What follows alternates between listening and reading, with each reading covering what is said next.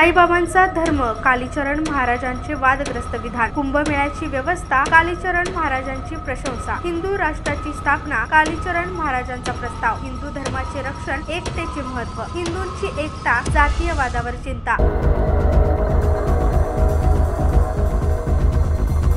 देशातील दुसऱ्या क्रमांकाचे सर्वात श्रीमंत मंदिर म्हणजे शिर्डीतील साई मंदिर आहे। देशभरातील कोट्यावधी भाविकांची श्रद्धा साईबाबांवर आहे। परंतु साईबाबा हिंदू होते की मुस्लिम होते यावर काही वेळा वाद निर्माण केला जातो। वादग्रस्त वक्तव्य करण्यासंदर्भात प्रसिद्ध असलेले कालीचरण महाराज यांनी या विषयात उडी घेतली आहे। ते म्हणाले, साईबाबा मुसलमान होते। या प्रचार प्रसाराला बळी न पडता साईबाबांची भक्ती करावी। साईबाबा कट्टर हिंदू होते, त्याचं मी प्रमाण दिलेलं आहे। जन्म आणि कर्माने साईबाबा हिंदू होते। हिंदू संस्कार आणि परंपरेत साईबाबांचा जन्म झाला। सर्व हिंदूंनी या षडयंत्रेला बळी न पडता कट्टर साईबाबांची भक्ती करावी आणि जगाचा उद्धार करावा, असे कालीचरण महाराज यांनी म्हटले आहे। प्रयागराज कुंभमेळ्या संदर्भात बोलताना कालीचरण महाराज म्हणाले, प्रयागराजला मी स्वतः जाऊन आलेलो आहे। तिथे व्यवस्था एकदम चोख आणि उत्तम आहे। हिंदू धर्माविरोधात षडयंत्र रचले जात आहे। सर्व हिंदूंनी तिकडे जाऊन स्नान करावे आणि पुण्य प्राप्त करून घ्यावे। कालीचरण महाराज यांनी दिल्ली विधानसभा निवडणूक निकालावर मत व्यक्त केले। त्यांनी या निकालावरून भाजपचे अभिनंदन केले। सर्व हिंदू जागृत होऊन हिंदुत्ववादी सरकार निवडून देत आहेत। सर्व ठिकाणी असेच झाले पाहिजे। सर्व आमदार, खासदार, नगरसेवक कट्टर हिंदुत्ववादी तयार झाले पाहिजे। संसदेत, विधानसभेत, नगरपालिकेत हे कट्टर हिंदुत्ववादी गेले पाहिजे। त्यानंतर आपण हिंदू राष्ट्राची स्थापना करू शकू। राजकारणात हिंदूकरण करणे, हिंदूंची वोटर बँक बनणे, सर्व हिंदूंना छत्रपती शिवाजी महाराजांचा धर्मध्वजाखाली एकत्रित आणणे हेच हिंदूंचे आद्य कर्तव्य आहे। हिंदू संकटात आहे कारण हिंदूंना जातीयवादात वाटण्यात येत आहे। ब्राह्मण, क्षत्रिय, वैश्य यासारखा वाद निर्माण केला जातो। त्यानंतर प्रांतवाद, भाषावाद केले जाते। खरं तर सर्व हिंदू एकमेकांचे सगळे सोयरे आहेत असे समजल्यावर हिंदू एकत्र येऊ शकतात, असे कालीचरण महाराजांनी म्हटले।